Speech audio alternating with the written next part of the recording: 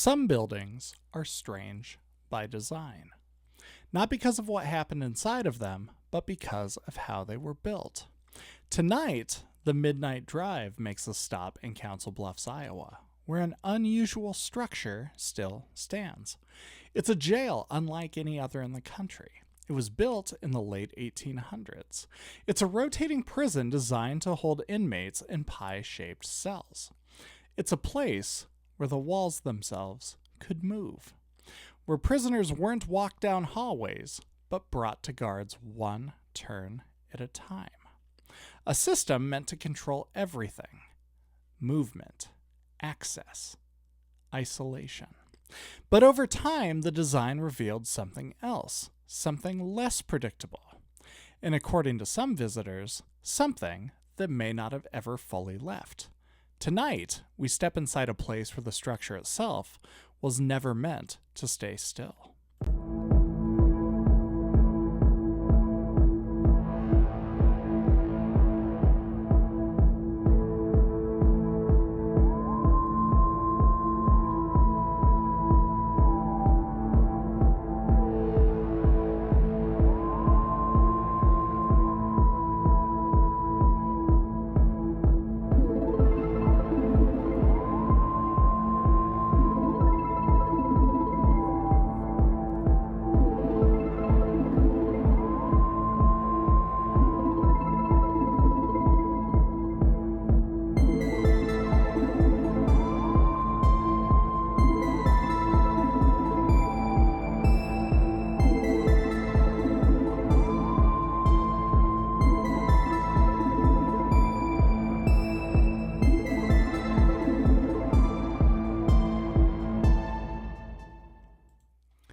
In the western edge of Iowa, near the Nebraska border, sits the city of Council Bluffs, a place shaped by railroads, river crossings, and the steady movement of people heading west.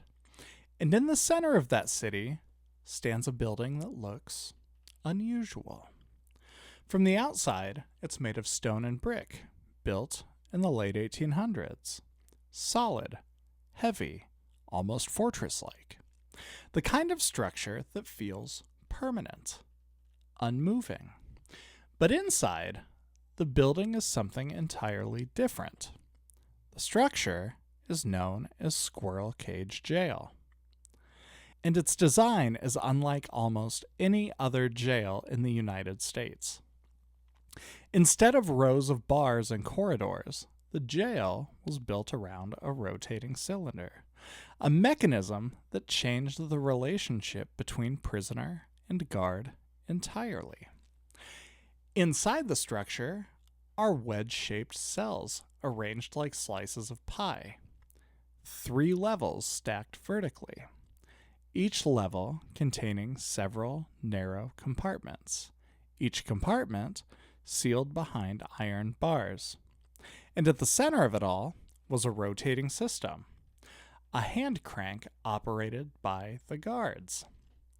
When turned, the entire block of cells would slowly rotate, metal grinding softly against metal.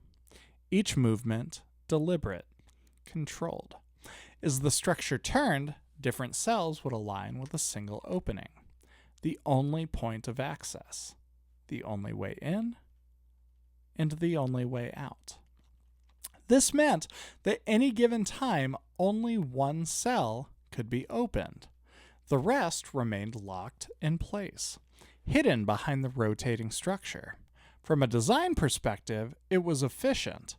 Guards didn't need to walk through hallways.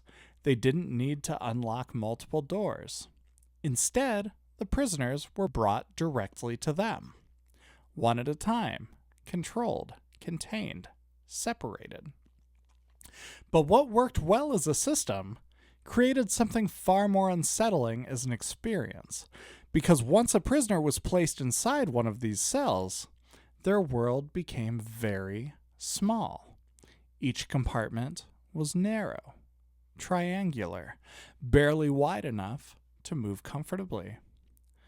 There was limited light, minimal ventilation, and there was no way to see beyond the bars directly in front of them. In a traditional jail, inmates might hear footsteps in a hallway, voices echoing from nearby cells, the sense that there is movement, activity, life. But inside the Squirrel Cage Jail, much of that was removed. The structure itself blocked visibility. Sound behaved differently. And the only time the environment changed was when the entire system moved. And that movement was controlled by someone else. Imagine sitting in one of those cells, waiting, not knowing when the structure might turn, not knowing when your cell might rotate into position, or how long you might remain sealed inside. The experience wasn't just confinement, it was full-on isolation, and occasionally disorientation. Because when the mechanism turned, the entire world shifted. Walls literally moved. Angles literally changed. The small slice of space you occupied rotated slowly through the darkness and light. For guards, it was a system. For inmates, it could feel like something else entirely. A place where even the environment itself was unpredictable. The Squirrel Cage Jail began operation in 1885. At that time, it was considered innovative, part of a broader wave of experimental prison designs in the late 19th century. Structures meant to maximize efficiency, to control movement, to reduce risk. But over time, the flaws became impossible to ignore. Mechanical systems required maintenance. And when something that complex begins to fail, the consequences can be serious. If the rotating mechanism jammed, cells could become misaligned. Doors wouldn't open. Prisoners could be trapped inside their compartments. In some reported cases, the structures moved unexpectedly. The sudden shift catching inmates off guard. There were even accounts of injuries caused by the movement of rotating cells. Hands caught, bodies thrown off balance, moments where the design itself became a hazard. And beyond the physical risks, there were psychological impact. The constant confinement, the lack of control, the unusual shape of the cells. All of it contributed to an experience that many describe as deeply uncomfortable. Even by the standards of the time, the jail continued operating for decades. Through changing generations, through shifts in law enforcement practices. But by the mid-20th century, the design was no longer considered acceptable. Not just outdated, but completely inhumane. And in 1969, the Squirrel Cage Jail was finally closed. Its rotating system brought to a stop. The cells left empty. The building itself, however, remained, preserved as a historical site. Today, visitors can walk through the structure, stand beside the central mechanism, see the heavy iron framework that once rotated entire rows of cells. They can look into the narrow compartments. Imagine what it must have felt like to sit inside of one, to wait in that confined space, to hear the slow movement of metal, and to know that the world outside could shift without warning. During the day, it feels like a museum, a relic of a different time. But as with many unusual places, the atmosphere changes after dark. The quiet deepens, the shadows stretch differently across the stone walls, and the building begins to feel less like a historical site and more like a place that remembers what it once was. Because over time, stories begin to emerge. Stories from visitors, from staff, from people who spent time inside the jail when it was otherwise empty. Stories about sounds that didn't match the stillness of the building, about movement where nothing should move, and about the unsettling sense that the structure might not be entirely inactive. What do you make of Squirrel Cage Jail? Let us know in the comments below wherever you might be listening. Feel free to reach out to us and share your thoughts on our hotline, The Midnight Drive, 402-610-2836. Welcome back to The Midnight Drive. Tonight, we're talking about the Squirrel Cage Jail located in Council Bluffs, Iowa. And in this segment, we are going to be taking a walk around inside, listening. See, when a building sits for long enough, it begins to change. Materials settle. Structures shift. The sounds of the outside world fade, and the quiet becomes something you can actually notice. Inside the Squirrel Cage Jail, that quiet has a particular quality. Visitors often describe it as heavy, not just silent, but dense, as though the building itself is holding on to something. During tours, guides walk groups slowly through the different levels of the rotating cells. Footsteps echo against the metal and stone. Voices carry farther than expected. Even small sounds seem to linger in the air just a little bit longer than you would expect. The guide explains how the mechanism worked, points to the central crank, describes how the cells would rotate into position. And for most people, that's where the focus stays. The engineering, the history, the unusual design. But occasionally, someone in the group hears something else. A sound that doesn't quite match the explanation. Footsteps. Soft. Measured. Coming from somewhere above or below. At first, it's easy to assume it's another group. Another visitor walking through on a different level of the building. But when people stop and listen more carefully, there's nothing. No voices, no movement, just the sound, and then silence. Some visitors have described hearing metal shifting, a faint grinding noise, subtle, almost like something heavy is settling into place. In a building designed around movement, that kind of sound carries a particular weight because it suggests something that shouldn't be happening. Others report hearing voices. Not clear words, not full conversations, just the suggestion of sound. A low murmur, as if people are speaking somewhere just out of sight. The kind of background noise you might expect in an occupied building. Except here, the rooms are empty. As with any old structure, there are reasonable explanations. Buildings make noise. Temperature changes cause materials to expand and contract. Air moves through enclosed spaces in unpredictable ways. And in a structure built from metal and stone, those effects can be amplified. Sound travels differently here. It echoes. It bends. It can seem like it's coming from somewhere else entirely. But even with those explanations, some experiences are a little bit harder to ignore.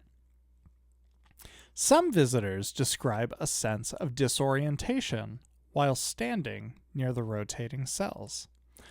A feeling that the space isn't completely still, even when they know that it is. As if the building carries a memory of movement, a subtle awareness that the structure was once in motion. Others report sudden changes in temperature.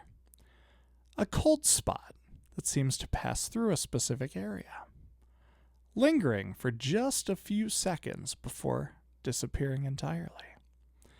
Not enough to be dramatic, just enough to be noticed, enough to feel out of place. And then there are the investigators, people who choose to return after the tours have ended, after the lights are lowered, when the building is as quiet as it can possibly be. No footsteps, no conversations, no distractions, just the structure itself. These investigators often bring equipment. Audio recorders placed in different parts of the building. Cameras set up to monitor the rotating cells. Devices designed to detect motion or changes in the environment. They move slowly, deliberately, trying not to disturb the space more than necessary. And at times, they'll sit in complete silence, minutes at a time, waiting, listening. And in that kind of silence, even the smallest sounds become noticeable. A faint tap, a distant shift, something that might be nothing, or might be something more. Most nights, nothing unusual happens. The building remains quiet, still. Exactly what you would expect from an empty structure. But occasionally, investigators claim to capture something they can't easily explain away. A sound recorded in an empty room. A faint voice that wasn't heard in the moment. A subtle movement that doesn't have an obvious case. Not dramatic, not definitive, but enough to raise questions. Skeptics point out that the expectation plays a powerful role in these environments. When people enter a place already primed to experience something strange, their perception changes. They become more aware, more sensitive to small details, more likely to interpret ordinary sounds as something unusual. And that may be true. But even with that understanding, the Squirrel Cage Jail continues to generate stories, because the building itself creates the perfect conditions for them. The rotating structure, the confined spaces, the history of how it was used. It all combines to create an atmosphere that feels different. And in that environment, even a small, unexplained moment can feel ridiculously significant. Whether or not the jail is truly haunted may never be proven. But it remains one of the most unique structures in the entire state of Iowa. A place where design, history, and atmosphere all come together in a way that's hard to ignore. And for those who walk through its halls after hours, long after it's become dark, it becomes something more than just a building, a place where the past doesn't just feel remembered. It feels present. Tonight, the Midnight Drive made a stop in Council Bluffs, Iowa. But there are still more roads to follow, and more stories waiting across Iowa after dark.